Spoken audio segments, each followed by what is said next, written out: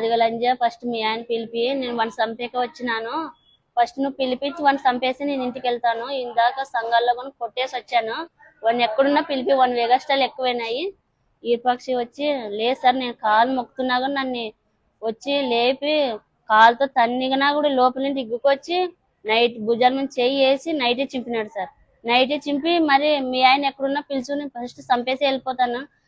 ఎందుకు ఇచ్చినారు పదవి, ఇంటికి ఎమ్మెల్యే సీట్ ఎందుకు ఇచ్చినారు ఆయనకి? వాళ్ళ ఇంట్లో లేడీస్ అనేది ఉండరా? వాళ్ళ ఇంట్లో ఉంటారు కదా ఆడపిల్ల అనేది, తల్లిదండ్రులు అని ఉంటారు కదా. అట్లప్పుడు ఆడపిల్లని ఎట్లా లోపల వచ్చి నైట్ చింపే అంత అవసరం ఏముంది? బయట చూసుకోవాలి, అబ్బాయిలు బయట చూసుకోవాలో, బయట ఎవరు చేయాలా. ఆయన ఎమ్మెల్యే సీట్ ఇచ్చినారు కానీ ఏంటి పదవి ఏం చేయలే. ఆయన ప్రజలకు ఎట్లా చెప్పాలని తెలుసుకొని, లేడీస్ తో ఎట్లా మాట్లాడాలా, లేడీస్ ని ఎట్లా గౌరవించాలని తెలుసుకొని మాట్లాడాలి. ఆయన ఇంట్లోకి వచ్చి దౌర్జన్యంగా వచ్చి నన్ను కొట్టి మీ ఆయన పిలిచి ఫస్ట్ మాదిగలని ఫస్ట్ మీ ఆయన పిలిపి నేను వాడిని చంపేసి వెళ్ళిపోతాను, చంపేకే వచ్చినాను. ఏం జరిగినా ఆయనే మా కారణం. వీరపాక్షే వీరపాక్షి తన కొడుకు తమ్ముడు వచ్చినారు.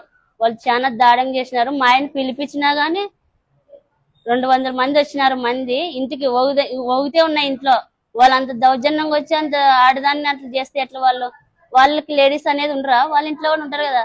ఆయనకి పదవి కానీ ఇచ్చినది కానీ తప్పు. ఆయనకి అవును ఎలా మాట్లాడతారు, ఎలా చెప్తాడు, ఈయన పదవి ఇచ్చేది ఎట్లా గౌరవించాలనేది తెలుసుకొని పదవి ఇవ్వాలి. ఆయనకి రెస్పెక్ట్ లేని పదవి ఎట్లా ఇచ్చినారు? ఆయనకి ఎమ్మెల్యే సీట్ కానీ ఇచ్చేది తప్పు.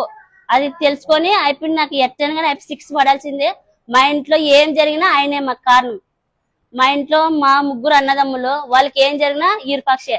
ఏం జరిగినా Lokesh sir, Chandrababu sir, Pawan Kalyan sir మాకు అన్యాయం చేయకోకున్నట్లు మాకు న్యాయం చేసేటట్లు చేయండి సార్.